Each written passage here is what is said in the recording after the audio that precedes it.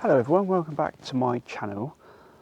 I'm out today with my Seagull 203 folding medium format film camera, but I'm not going to be shooting with it today because it's got a couple of issues that I want to get fixed before I try using this camera again.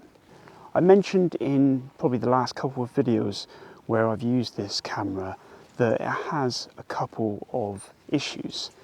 The big one being the fact that the lens itself is quite dirty and it also contains fungus. So I wonder whether that is one of the main reasons why sometimes it does struggle, especially if the light is particularly challenging, to produce a reasonable image. And furthermore, the shutter speeds, certainly the slower ones, are a little bit unreliable, and the self-timer itself is completely jammed up.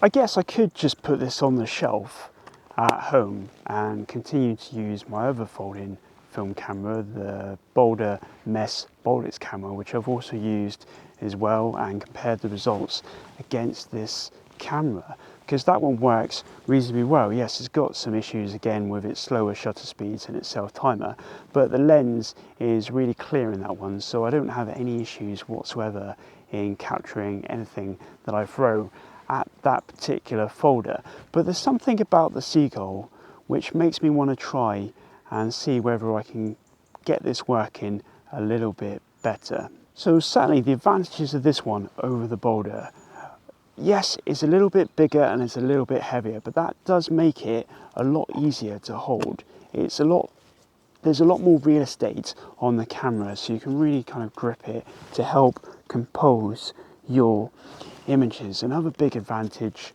of this camera, if you flip over the masks inside, this camera can also shoot 16 by 6 by 4.5 inch frames, which is a really good feature to have, especially with film getting quite expensive. The opportunity to get a few extra compositions and frames out of a roll of film really does kind of appeal to me. Another advantage of this camera is that the viewfinder is a lot easier to use, and it does also have grid lines or guidelines inside to help you compose when you have configured it into that half frame medium format configuration. Another good positive for this camera is that, unlike the Boulder, the rangefinder, so when you look through and compose an image, when you adjusting the front of the lens, it is actually adjusting the second image in the viewfinder in order to line up and focus your shot. So yeah, so that's called a coupled rangefinder as opposed to the uncoupled rangefinder which is in the Boulder camera.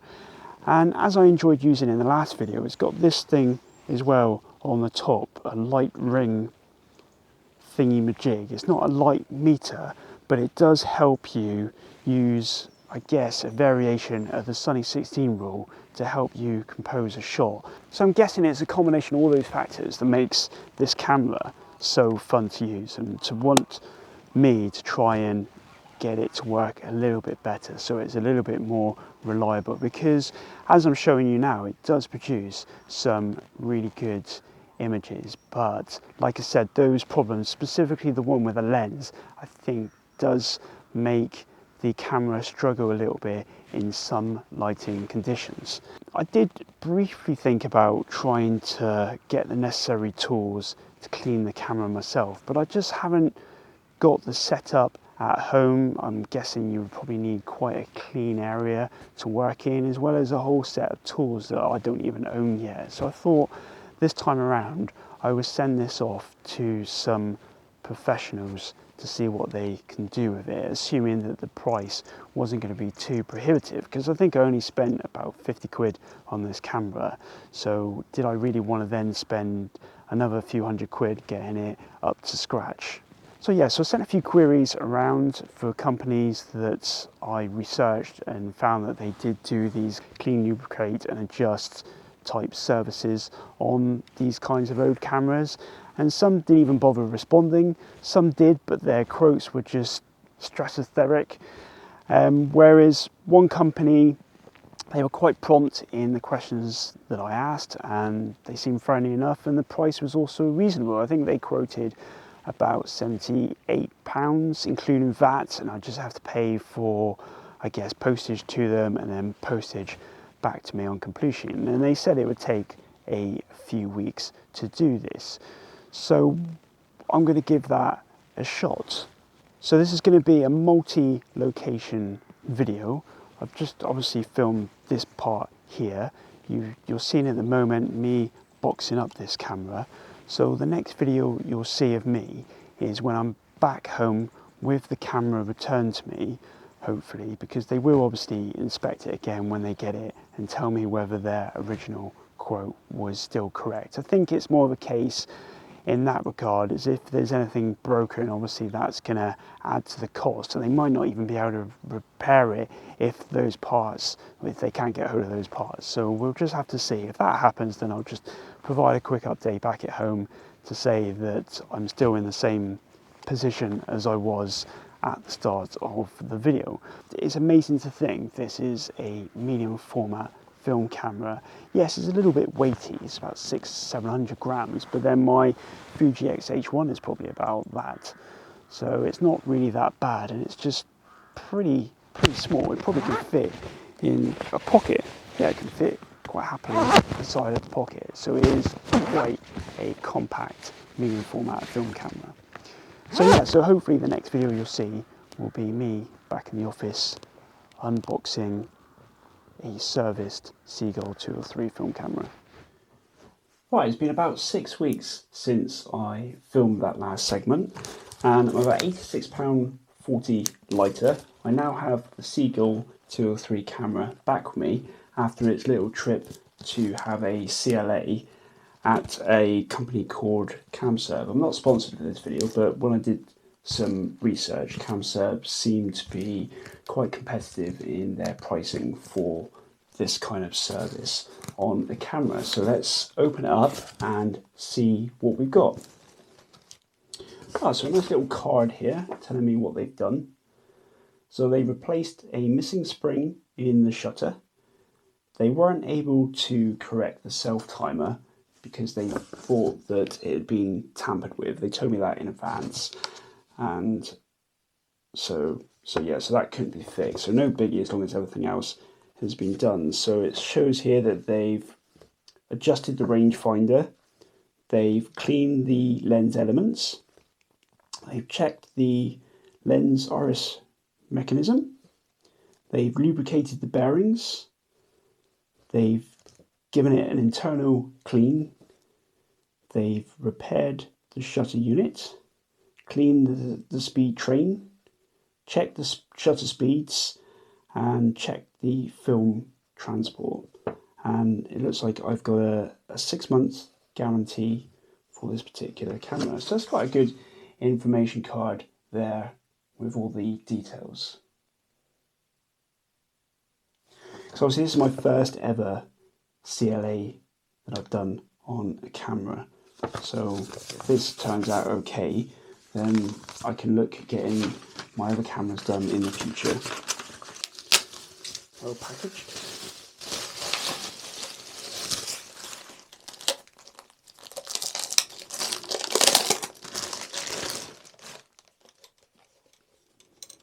They've even stuck down the leverette that has started to peel off as well. So yeah, I have to remember now how to use the camera. It's been quite a while. Yeah, the lens on first glance looks absolutely amazing. It looks pretty good to me. Obviously it had some problems with the slower speed. So let me just try that out. So 1 second timer, let's give that one a whirl. Yeah, it definitely sounded a bit bad, didn't it? Half a second. There, that sounds really good. 1/15 of a second.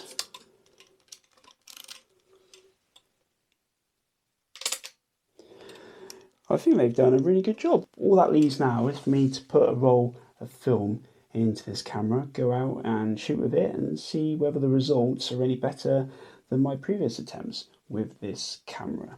So I was going to use some Neopan 800 expired film in this camera, but what I've actually decided to do is buy some of the newer Kentmere 400 120 film that Ilford have just released. So these are still quite fresh, it's got another couple of years to run before it becomes expired. So yeah, I was going to put this in the camera this time around and see what the results are like. I've used it before, Kentmere 400, but in 35mm cameras, and whilst I was quite impressed with the results, at the time I preferred Ilford's HP5 Plus film, but this is currently at the moment a little bit cheaper than Ilford HP5, so I managed to get 2 rolls here in the UK for about 13 quid delivered from eBay. Right, so also as well, because this camera, as well as shooting 6x6, can shoot 6x4.5, so I get 16 exposures when I set it at that. I was going to set it at that and go out and shoot some film. There we go. I'm going to now flip the pressure plate back in. Because I'm going to be using the 16 exposures, I'm looking for the mark down in this window here. So let's wind that on. Right, so I can barely make out the one now in this particular window. I'm sure if I was outside in natural light, this thing would be a lot easier to get in a ready state. So that is the camera is now ready to rock and roll. Yeah, so I wasn't going to do any B-roll of the compositions that I find for this roll of film. I was just going to put up the results in a little bit, and then afterwards I'll discuss whether I think there's been an improvement in the usability and, more importantly, the quality of the images that this camera produces. So here they are.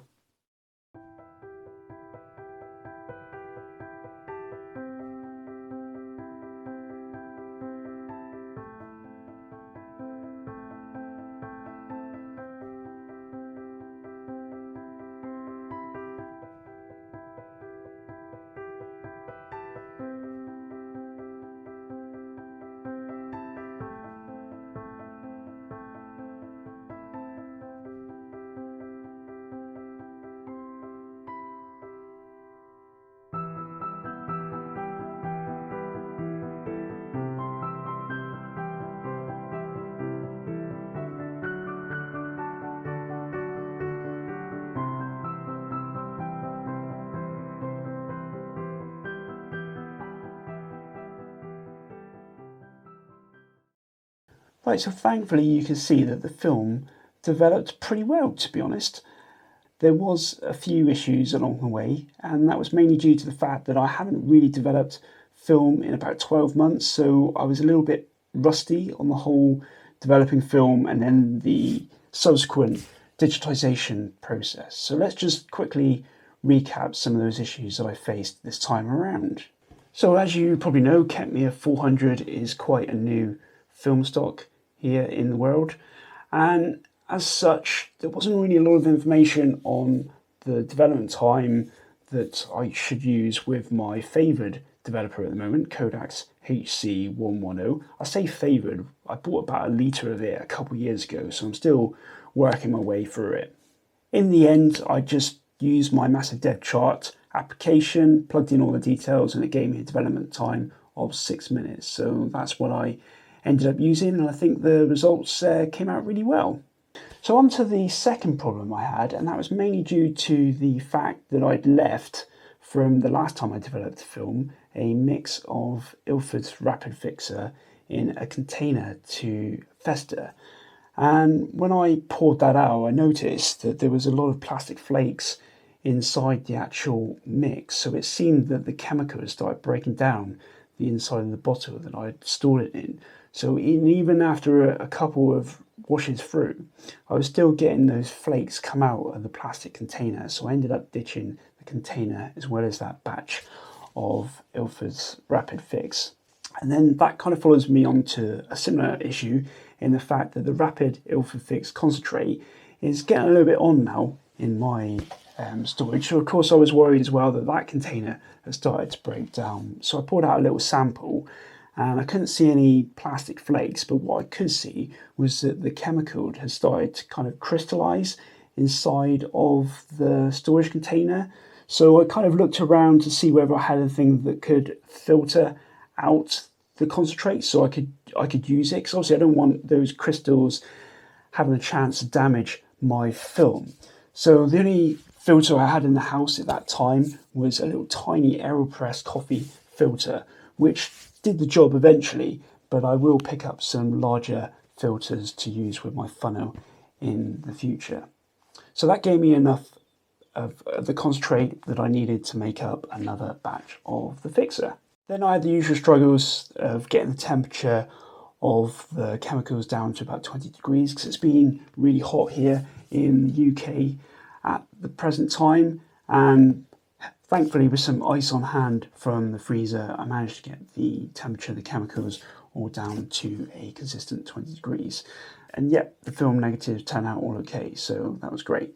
So then just looking at a couple of these images here of the actual negatives, you'll see that with the lab box, you have to, well, certainly with developing 120 film, you have to load on the 120 film and then make it light sealed, take off the lid, and then clip the reel onto the actual film. So of course there's a bit of film in the lab box which is then exposed to light, and I feel sometimes that does encroach on the first frame of the roll. And I obviously forgot this time that generally to avoid that particular issue, I duplicate the first exposure. But to be saying that, it didn't really encroach on it that much this time, so maybe my technique of using the lab box with 120 film is getting better. But certainly I could probably just take the first exposure on a little bit in the camera to try and mitigate that issue. But then you're into the realms of overlapping negatives, which I did have in this roll of film as well, which you'll see from this image. And the camera has a great function called the double exposure prevention. If the dial is red, it won't let you take the image, so you have to wind it on enough for the DEP indicator to go away. And certainly in the earlier part of the rolls, it needed me to wind on a little bit more to get rid of that indicator, and as such there has been some overlapping of exposures taken place, but it did sort itself out as the roll went on. So that's just something I need to be more mindful of when using this camera in the future. So on to the results themselves. So we'll just take a look at a couple images now. And as before, the Seagull doesn't really seem to do that well in bright conditions because this lens is quite old. I'm not sure that the lens coatings, if they have any lens coatings, are as good as the ones that you have on more modern cameras. So it can affect probably the way that the camera deals with stray or bright light. And as with other cameras nowadays as well, the lenses tend to be a bit sat back in the lens kind of casing, whereas on the Seagull, the lens here is quite flat or flush with the actual camera itself, so it's probably quite easy for light or stray light to enter the camera. Also as well, it doesn't have like a lens hood, so that would have probably helped. I could probably try to shield the light, but unlike with digital cameras, when you're seeing the live image, you can see whether your hand is encroaching in the frame. Obviously with film, it's a bit more guesswork involved. And of course, if you're trying to shield the lens, you're going to be blocking the rangefinder. So it's difficult to know what to do in that regards. Maybe someone's developed a push-on lens hood for these cameras, because I managed to buy a third-party lens hood for my Yashica twin lens reflex camera. So maybe out there someone is developed a 3D printed hood for these types of cameras. So something probably worth exploring down the line. The rangefinder was a lot easier to use out in the field. Focusing for all those shots were pretty good, to be honest. I think because I struggled with the light, I had to use smaller apertures, so that probably helped to get more in focus. And probably the only couple that weren't probably quite as good was the one I took of Billy towards the end of the roll, and that's probably because she's quite fidgety. I haven't really got many pictures of her posing like that because she's still kind of exploring the world, so trying to get her to sit still is a bit of a challenge at present. And some of the other images as well, they didn't look entirely sharp. Like, even though I love the shot that I took at the Sturminster Newton Mill, where the sun just literally momentarily broke through the clouds, and that's probably one of my favourite shots, but I don't think that it's probably as sharp as it could have been. But another one of my favourites as well is the one that I took in the antique shop here in Sherborne, and that's probably because, again, it was an extremely bright day, so I was drawn to all the antiques outside of the shop in Sherborne, and it was undercover in the shade, so I was shielded from all that extra sunny bright light conditions, and it came out really well. Yeah, so that and the stir were probably my two favourite images from this roll of film. So I was actually really impressed with the film, the Kentmere 400. I was really surprised that the grain was quite low and unnoticeable in a lot of those frames, considering it's an ISO 400 film. So you could probably push Kentmere 400 quite a bit before that grain starts to become a little bit overbearing. But I'm definitely going to be using it again because it's just so cheap. I think I was looking at some Kentmere 100 film to try here in the UK, and you can pick up like 5 rolls for £28 delivered. So that's pretty good value for film these days. So on to conclusions. I don't think the results here are conclusive enough for me to decide whether I want to keep the camera and sell my other folding camera. I think I need to go out with both cameras again and shoot similar compositions in similar conditions to be able to draw some real meaningful conclusions from those results. Yeah, I'd love for the Seagull to win that future comparison. I just find it the better camera to use. As I mentioned earlier, the Seagull is a lot easier to hold to compose your shots. The couple rangefinder is great. The double exposure prevention is useful to have when it works. And also the light meter thing is quite good when you just want to go out and shoot some film. And the results that I got back when I just used that particular function were great and serviceable. And yeah, I just love the ability of this camera to shoot both 6x6 and 6x4.5 inch exposures. And certainly if this camera ultimately does not produce as good images as the Boulder, I'll certainly think about doing a service on the Boulder and then perhaps selling this camera and then getting a dedicated 6x4.5 inch half frame 120 film folder in its place. So anyway, I hope you enjoyed that video. As always, thanks for watching. Bye for now.